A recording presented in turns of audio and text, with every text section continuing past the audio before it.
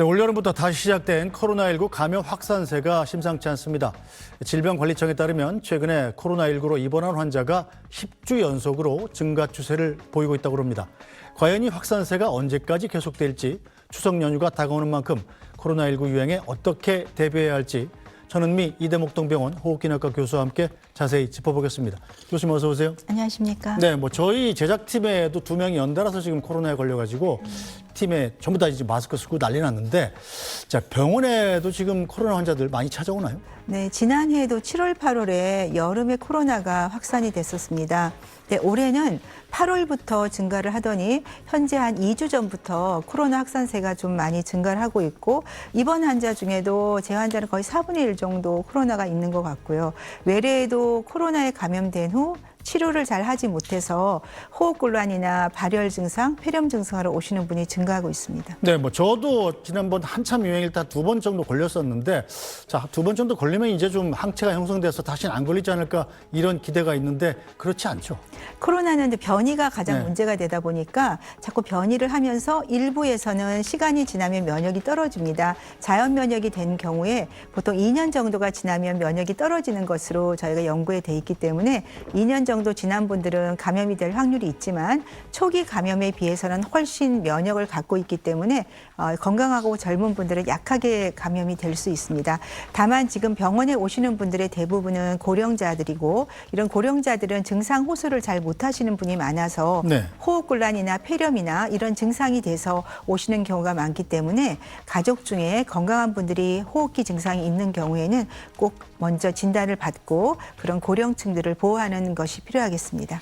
네, 그럼 최근에 코로나19에 감염된 환자들에게는 어떤 증상이 있는 건지 직접 들어보겠습니다.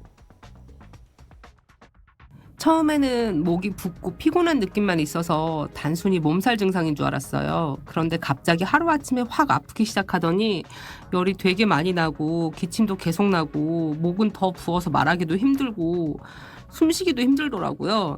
그리고 처방약을 먹는데도 계속 골이 흔들린다는 말처럼 진짜 머리가 계속 아픈 거예요. 과거 코로나 때도 목이 붓고 많이 아프긴 했는데 통증이 지금처럼 심하지는 않았던 것 같은데요. 그리고 목이 더 유난히 많이 부었더라고요. 제가 갑자기 목구멍이 엄청 찌르듯이 아파가지고 설마 코로나라고 생각은 못하고 이제 요즘 날씨가 좀 선선해져서 감기에 걸렸나 생각했는데 다음 날부터 열이 나기 시작하더라고요. 그래서 검사를 해보니까 코로나 2줄이 나왔고, 저는 이제 3번째 코로나였는데 매번 인후통이 너무 심해가지고 이번에도 역시 목이 찢어진 것처럼 아팠던 게 제일 컸고 이제 미열이 계속 있었던 것 같아요. 근데 이전과는 다르게 좀 기침이 별로 없었던 것 같아요. 네, 공통적인 게 처음엔 이게 설마 코로나겠냐라고 생각을 못 했다는 건데, 자, 확진자들 이번에 걸린 코로나들의 증상은 어떤 게 보이면 이게 코로나구나라고 의심을 해봐야 됩니까? 코로나는 증상이 거의 항상 비슷합니다. 네. 그래서 인후통이 굉장히 심하고 또 발열이 납니다. 경우에 따라서는 굉장히 피곤하고 두통이 있는 경우가 있는데, 특징적으로 인후통이라든지 발열이 특징적이기 때문에 이러한 증상이 있는 경우에는 꼭 검사를 해보시는 게 좋고요. 변이가 되더라도 증상은 크게 달라지지 않습니다. 다만 이 건강하신 분들은 지금 가볍게 감기로 지나가는 경우가 많지만 지금 문제가 되는 건 고령층 기저질환자이기 때문에 네. 이런 분들에 대한 우리가 보호가 더 필요합니다. 네, 코로나도 사실 감기인데, 감기는 주로 겨울철에 많이 걸리는 거로 생각을 하잖아요. 근데 왜 여름철에 이렇게 확산이 되나요? 네, 코로나는 사계절에 다 유행을 하는 이상한 바이러스인데요. 작년에도 여름에 유행한 이유가 밀폐된 공간에서 에어컨을 통해서 감염이 퍼지는 것이고, 올해는 또 유난히 더위가 늦게까지 지속이 되다 보니까 8월, 9월을 거쳐서 지속이 되고 있는 것으로 생각합니다. 네, 자, 실제로 이 밀폐된 공간에서 코로나19가 얼마나 빨리 퍼지는지 국내 대학 연구진이 실험을 해본 적이 있습니다. 리포트로 잠깐 보겠습니다. 환기 얼마나 자주 또 어떻게 해야 할까요? 국내 대학 연구진들과 실험을 해봤습니다. 먼저 세종대 연구진이 컴퓨터 시뮬레이션으로 기침 때 발생하는 침방울 2,200개의 움직임을 분석했습니다. 기침을 하자마자 침방울이 에어컨 쪽으로 빨려갔다 사방으로 빠르게 퍼집니다. 실험 결과 침방울 절반이 없어지는데 에어컨을 켜지 않으면 17분, 에어컨을 켜면 6분이 걸렸습니다. 이제 에어컨이 실내 공기를 순환시키다 보니까 조금 더 빨리 확산을 시킴으로 인해서 배기구를 통해서 조금 더 빨리 배출이 되게 할 수 있는 그런 이제 효과를 가지고 오는데, 하지만 환기량을 시간당 0.5회로 떨어뜨리면 얘기가 달라집니다. 환기가 잘 안 되는 상태에서 에어컨만 켜면 침방울이 거의 배출되지 않은 채 실내 구석구석으로 퍼져 더 위험해집니다.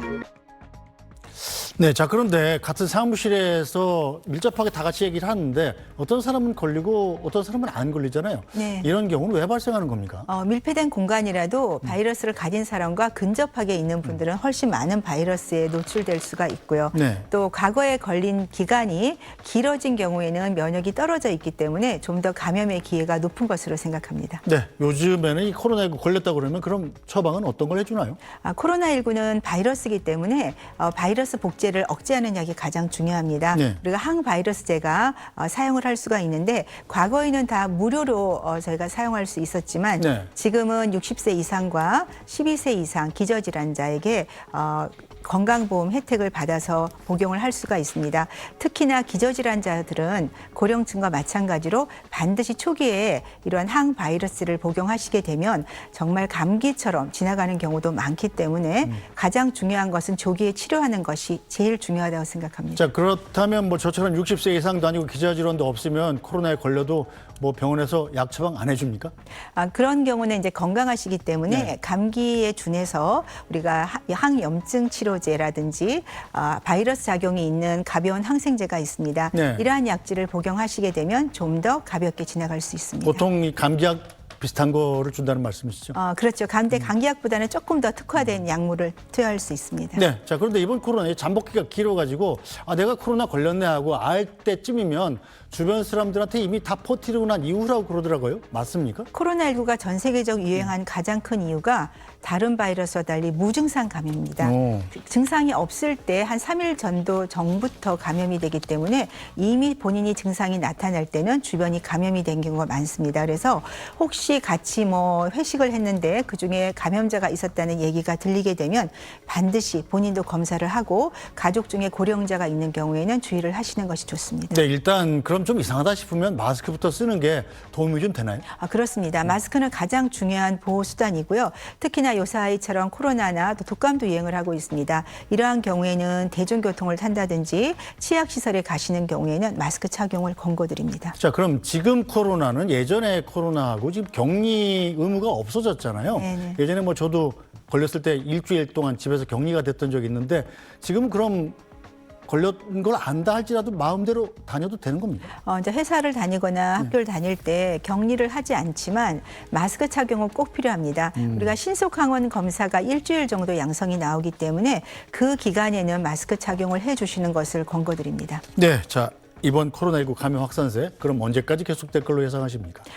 더위가 이제 좀 가셨기 때문에 에어컨 사용이 줄어들고 그때까지는 조금 유행이 될 것 같고요. 추석 연휴가 시작되기 때문에 많은 사람들이 모이게 됩니다. 그 기간 중에 또 확산의 위험이 있고 이러한 경우에 집에 계신 고령층의 부모님들을 만나러 가실 겁니다.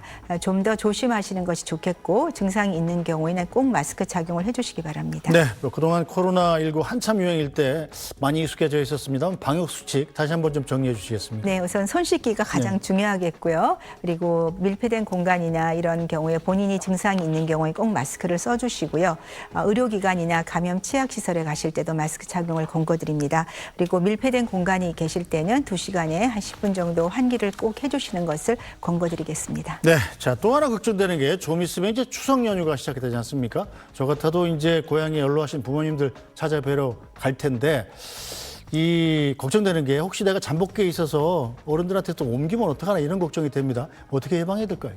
증상이 전혀 없다면은 거의 괜찮을 수 있습니다. 그런데 조금이라도 약간 인후통이 있다든지 기침 같은 증상이 있다면은 마스크 착용을 꼭 해주시고요. 가시기 전에 한번 키트를 좀 사용해서 코로나가 있는지 확인해 보시는 것도 좋은 방법이 되겠습니다. 자, 환자가 만약에 몰려서 지금 의료대란 수습된 지 얼마 안 돼가지고 병원도 좀 부족한 상황이잖아요. 네. 이 진료가 좀 어렵다든가 하는 걱정은 없나요? 이제 인력적인 문제에서 조금 힘든 점이 있습니다.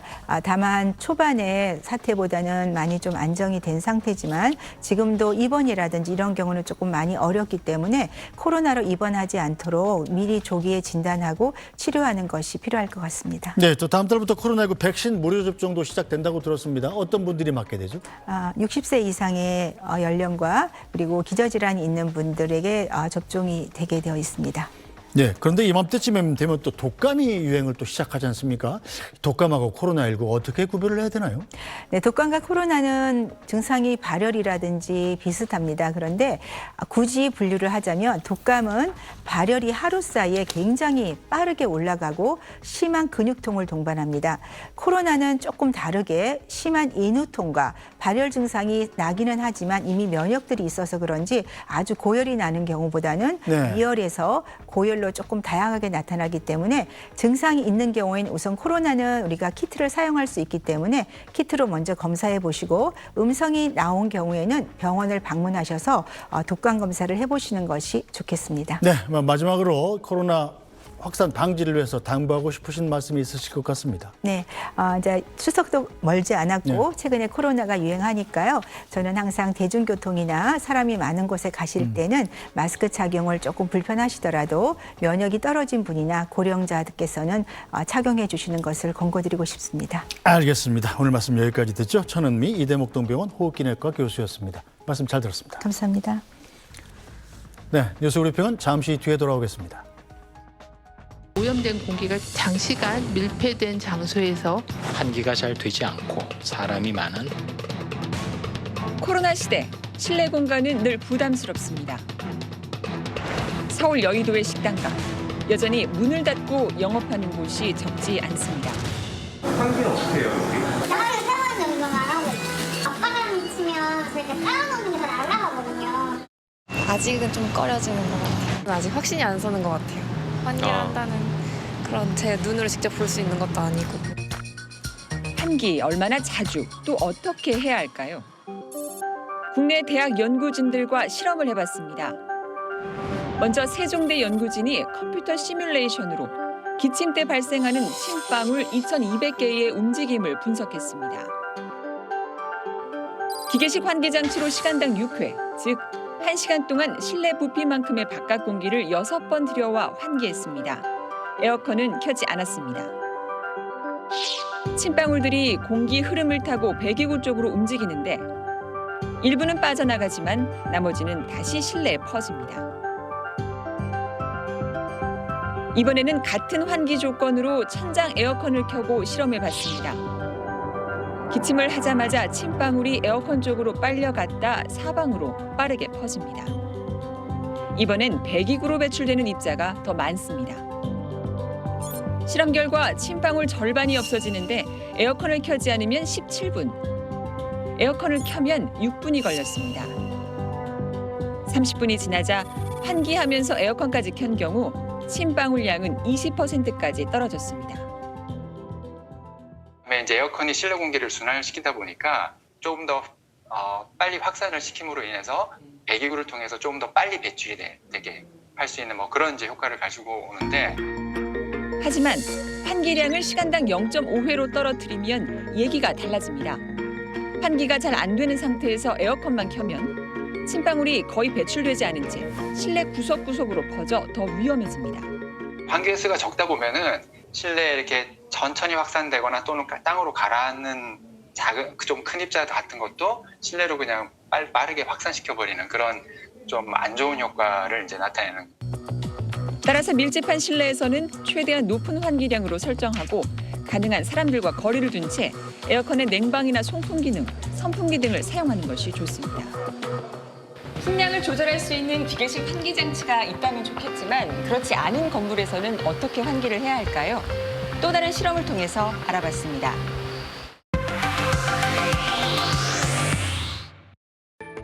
경기도 수원에 있는 한 커피 전문점입니다. 모든 출입문과 창문을 닫고 실험용 연기를 피웠습니다.